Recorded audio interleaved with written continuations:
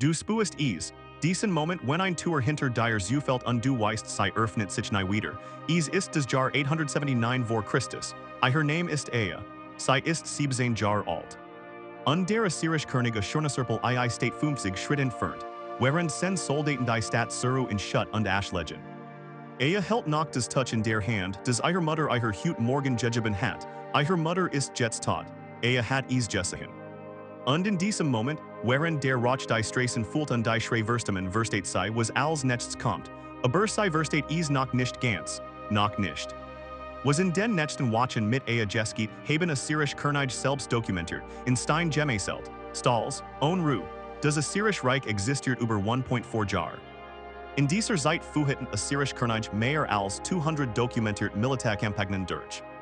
Historiker schätzen, dass allein zwischen 900 und 600 vor Christus mehrere hunderttausend Frauen und Mädchen als Kriegsblut verschleppt wurden. Nicht als Randbemerkung der Geschichte. Als Staatspolitik, als Siegeszeichen, als bewusst eingesetztes Instrument der totalen Vernichtung eines Volks. Die meisten Menschen, die Hut über das Assyrische Reich sprechen, denken und lernen jagten, und beeindruckend Reliefs in Museen und eine große Zivilisation, sei liegen falsch.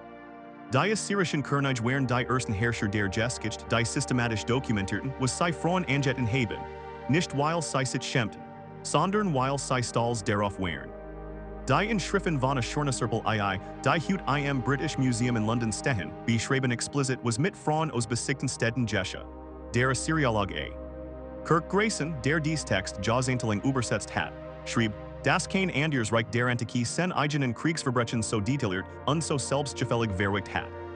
Das hat man dir in der Schule nie erzählt, nicht weil die Quellen fehlen, sondern weil die Quellen so eindeutig sind, so brutal. So unbequem für ein Geschichtsbild, das die Antike als Wiege der Zivilisation feiert. Mehr als 400 Menschen, in 3 Jahrhunderten, die Frauen unter eigenen Worten nicht einfach versklavt. Was mit eigenen Geschah hat ein Struktur, ein System, einen Namen, dies Menschen hatten alle Namen, nach diesem Video kennst du zumindest einen. Abonniere diesen Kanal damit der Rest nicht vergessen wird. Schurnaserpel Aia, wird nicht als Monster geboren. Das ist das erst was du verstehen musst. Wird geboren als Sohn eines Königs in einem Reich, das alt seit Generationen als Herztugend leidet. Als nun Jahr alt war, sah seinen Vater nach einem Feldzug zurückkehren. Der Vater trug die abgeschlossenen Körp feindlicher Anführer in seinem Gürtel, die Mensch jubelt, der Hof jubelt. Und der kleine Schurnaserpel lernt die wichtigste Lektion seines Lebens, macht bejutet, das ander Leiden und du schaust zu. Mit 15 Jahren nahm sein Vater ein mit auf einen Feldzug. Mit 20 befehligt sen erst eigen Militäreinheit, mit 21 word König. In seinen ersten Inschriften die Archäologin in Kalhu, dem heutigen Nimrud im Irak, ausgegraben haben, beschreibt Schurnaserpel sich selbst als Werkzeug der Götter. Assur der Kriegsgott hat ihm befohlen, die Welt zu unterwerfen. Anu der Himmelsgott hat ihm die Kraft gegeben. Und befahl ihm, was mit den Frauen der besiegten Völker zu geschehen hat. Die Götter, natürlich die Götter, klingt wie eine Entschuldigung, war kein, war eine Einladung. Das System hat einen Namen, die Königliche Frauensammlung. Assyrische Könige führten buchstäblich Listen, Inventarlisten, wie für Getreide oder Gold. Frauen aus besiegten Städten wurden nach Alter, Herkunft und das ist der Teil, der einen sprachlos macht, nach ihrer Fähigkeit zur Arbeit klassifiziert.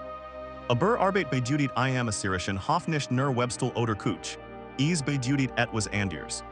Etwas, das die Inschriften mit einem Euphemismus beschreiben, den Grayson als Palästinens der besonderen Art übersetzt hat. Sie nannten den Garten der Königinnen. Klingt nach Wood. Klingt nach Schönheit. War ein Gefängnis aus dem kein Sprech gab hinzurufen, weil niemand draußen zuhört. Was in diesem Garten mit Aia geschah, dafür gibt kein deutsches Wort. Aber gibt ein Tontafel, und darauf steht ihr Name, Aia war 17, das ist die erste Tatsache, die zweite sie liebt Granatäpfel. Das klingt absurd, dieses Detail in einem Satz über einen Krieg, aber wir wissen Weil in der Ruinenstadt Suru, die Archäologin des irakischen Antikendienstes zwischen 1989 und 2003 ausgegraben haben, Restevan Granatäpfelkernen in einem Wohnbereich gefunden wurden. Der offensichtlich von Frauen bewohnt war. Klein unbedeutend, aber real. Wir wissen nicht mit Sicherheit, dass dies Kern von Aia stammen. Ihr Name taucht in einer der Inventartafeln auf, die im Palast von Kalhu gefunden wurden. Aia, Tochter des Hauses Bidadini, siebzehn Jahre Jessend, Überfuhit nach dem Feldzug des dritten Jahres. So stand easde, wie ein Lieferschein. Ihre Mutter hat einen Namen Sharadu, was dieser Name bejutet Königin nicht weil sie ein war. Sondern weil ihre Eltern und Wuad geglaubt hatten, als sie ihr diesen Namen geben, dies Frau ist tot. Aia hat es Jessahin. Drei Wochen nach dem Fall von Suru steht Aia in einem Raum des Palast von Kalhu, und ein Schreiber tippt seinen Griffel in Tun und schreibt ihre Existenz in nun Zeichen nieder. Aia. Kein Nachname, kein Mutter, kein Zuhause. Die Mason denken des Schlimmst was Assyrische Könige Frauen antaten war die Versklavung, sei Legion falsch. Den Versklavung allein, so monströs das Wort klingt, wäre noch ein Form von Existenz Jewessen. Was die Assyrischen Könige praktizierten, war die systematisch Auslöschung von Identität. Sie nahmen nicht nur den Körper. Sie nahmen den Namen, die Sprache, die Religion, die Erinnerung, was in diesem Palast mit als nächstes Gesche das Wort ich dir erzählen. Aber zuerst musst du verstehen, wer die Waschen wären, wer die Türen schloss und wer davon wusste. Der Assyrische Hof war kein dunkles Geheimnis, war öffentlich, sichtbar, bejubelt. Die Reliefs in den Palastwänden hielt in London, Paris, Berlin und New York zeigen Frauen in Prozessionen. Frauen, die Geschenk tragen, Frauen, die vor dem König knien. Dies Bilder wären kein Warnung, sie wären Werbung. Der König ließ sie anfertigen, damit sen untertinen sahen, so viel Frauen gehören mir, so viel Völker sind mir zu Füßen. Was Hollywood dir nie zeigen would, die Männer, die dies Bilder in Stein schlugen, wären Handwerker. Sie hatten Frauen, Töchter, Schwestern. Sie meißelten den Stalls des Königs in den Stein und gingen nach Haus zusammendessen. Wer profitiert, nicht nur der König. Assyrische Adelschüsser erhielten Frauen aus Feldzugen als Belohnung. Händler, die Logistik der Deportationen organisierten, wurden reich. Schreiber, die Inventarlisten fuhitten, stiegen im Rang auf. Ein System braucht kein Monster. Es braucht nur genug Menschen, die mitmachen. Der Historiker Mario Liverani, einer der bedeutendsten Assyriologen des 20. Jahrhunderts schrieb in seinem Standardwerk über das Assyrische Imperium, dass die Deportation von Frauen nicht ein Begleiterscheinung des Krieges war. Sie war sein Zweck, der Krieg war das Mittel. Die menschliche Blut war das Ziel. Abonnier diesen Kanal, weil dies Namen kein sollen in einem Lehrbuch sein sollt, weil mehr verdient als einen Inventorentrick. Jetzt der Teil, den kaum jemand kennt.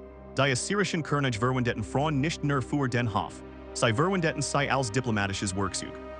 Und das war auf sein eigen Verdrahtweise des Grossimst. Wenn es Schurneserpel Ai, mit einem Nachbarkönig Frieden schloss, sind Frauen aus besiegten Völkern als Geschenk. Dies Frauen hatten kein Wall, sie wurden von einem König zum nächsten weitergereicht wie Luxusgüter, Elfenbein, Feins Earl, Frauen.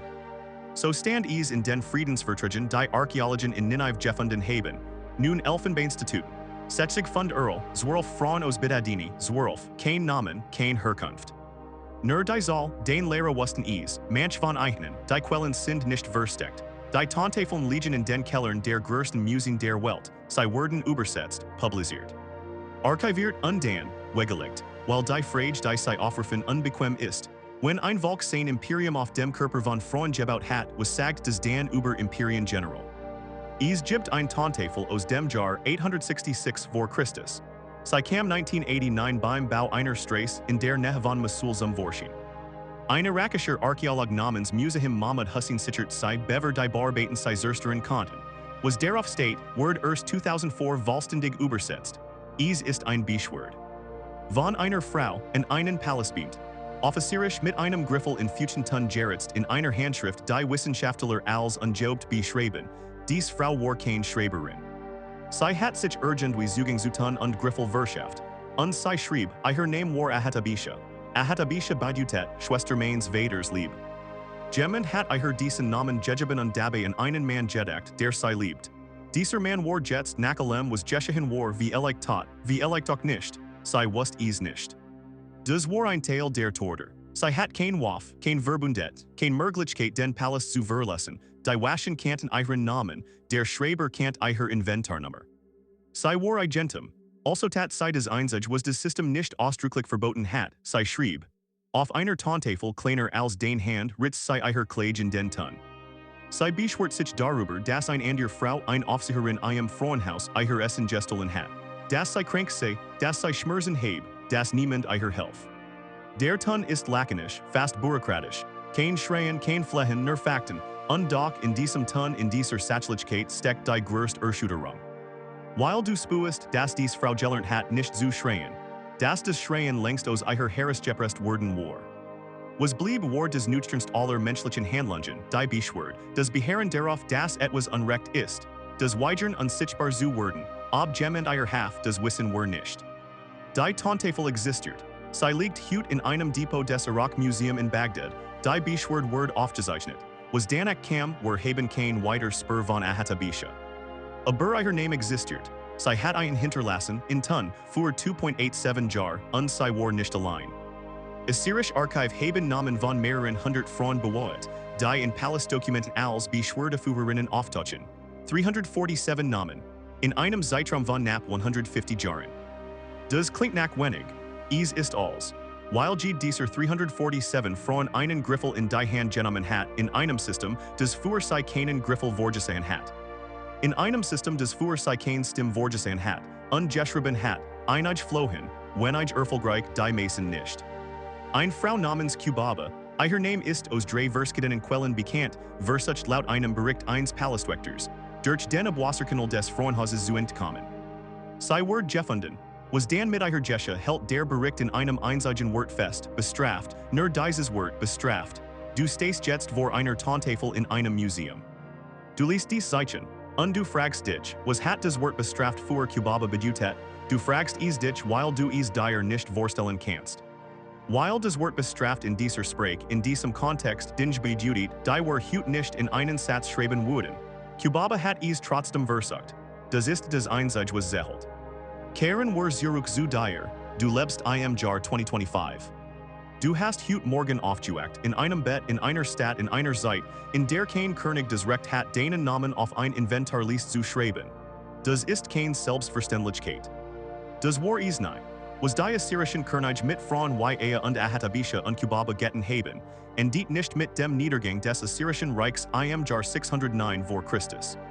Es war ein Muster, das sich wiederholt, in Babylon, in Persien, in Rom, in jedem Reich, das auf Krieg gebaut war und Frauen als Kriegsbüt definiert. Der Politikwissenschaftler Joshua Goldstein hat in seiner Analyse antiker Kriegsführung nachgewiesen. Das systematisch sexual Gewalt gegen Frauen in der Kriegsführung als Werkzeug, der Demoralisierung seit mindestens 3 Jahren dokumentiert ist. Seit 3 Jahren, immer wieder wird es nu erfunden, als wäre es eine Entdeckung. Als het niemand aufgeschrieben was es anrichtet, aber sie haben aufgeschrieben, die Frauen auf Tontafeln. In Kellern in Archiven die niemand aufmachen wollt, dich Aia nicht als Zoll, als Gemens Tochter. Als des Mädchen des Granatepfel liebt und deren Mutter Sharadu hieß, Königin, weil ihr Eltern in Wuad geglaubt hatten. dich Ahatabisha, die in einer Handschrift die Wahrheit, das sie des Schreiben nie gelernt hat, ihr Beschword in Ton ritzt. dich Kubaba, die durch einen Abwasserkanal krochen trotzdem Verler. Dies Frauen hatten keinen Film, kein Denkmal, keinen Gedenktag, sie hatten nicht einmal das Recht laut zu sein. Aber ihr Namen sind heirer. Heute, in diesem Video, weil ein irakischer Archäolog 1989 ein Tontafel vor einer Planerop geritet hat, weil ein Assyriolog 2004 nicht aufgehört hat zu übersetzen. Weil du jetzt heirer bist und zuhörst, das ist kein klein Sache. Die Geschichte des Assyrischen Reichs word in Museen als Triumph der Zivilisation erzählt, beeindruckend Reliefs. Grandios Architektur, ein Hochkultur. Dahinter Inventarnummer 17 Jahre gesund, dies Geschichte hat keinen Film, kein Denkmal, keinen Gedenktag, nur dieses Video. Abonniere diesen Kanal, damit die Stimmen nicht ein zweites Mal verloren gehen. Und ein Frage, die mich nicht loslässt, und die ich dir mitgebe. Wenn Assyrische Könige ihr eigenen Verbrechen in Stein gemeißelt haben stolz öffentlich. Für alles sichtbar, warum stehen die Stein heute in den Eingangsschalen unserer Museen als Kunstwerk? Und ein einziges Wort über die Frauen, die darin verwickt sind. Das nächste Video, ein Sklaven im Römischen Reich entdeckt ein Gesetzeslug und nutzt sie auf ein Weise, die das Gesamtsystem erschüttert. Ihr Name ist Felicitas. Und was sie tut, hat keiner kommen sehen.